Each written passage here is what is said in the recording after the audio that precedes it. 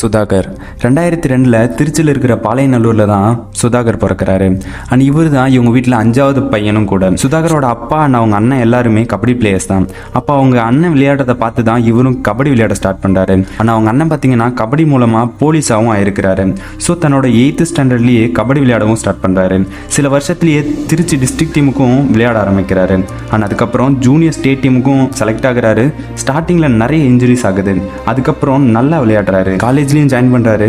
ஆனால் அவங்க காலேஜில் ஸ்போர்ட்ஸுக்கு அவ்வளோவா இம்பார்ட்டன்ட் கொடுக்கல. ஸோ அவரோட கோச் சண்முகத்தினால வேற காலேஜுக்கும் போகிறாரு. அண்ட் அந்த காலேஜில் யூனிவர்சிட்டியோட டீம்லையும் செலக்ட் ஆகுறாரு. யூனிவர்சிட்டி மேட்ச்லையும் நல்லா பர்ஃபார்ம் பண்ணுறாரு. ஸோ இதனால யுவா கபடி சீரியஸ்க்கும் செலக்ட் ஆகுறாரு.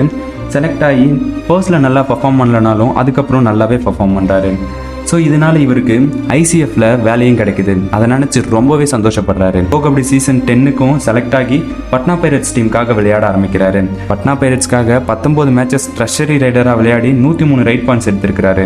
என்னதான் ஏழை குடும்பத்தில் நம்ம பிறந்திருந்தாலும் நம்மளாலையும் ஜெயிக்க முடியும் அப்படின்னு நிரூபிச்சு காட்டியிருக்கிறாரு. ஹோப்ஃபுல்லி சுதாகரை பற்றி நீங்கள் என்ன நினைக்கிறீங்கன்னு மறக்காமல் கமெண்ட்டில் சொல்லிட்டு போங்க. வீடியோ பிடிச்சிருந்துச்சுன்னா லைக் பண்ணி சேனலை சப்ஸ்கிரைப் பண்ணிக்கோங்க.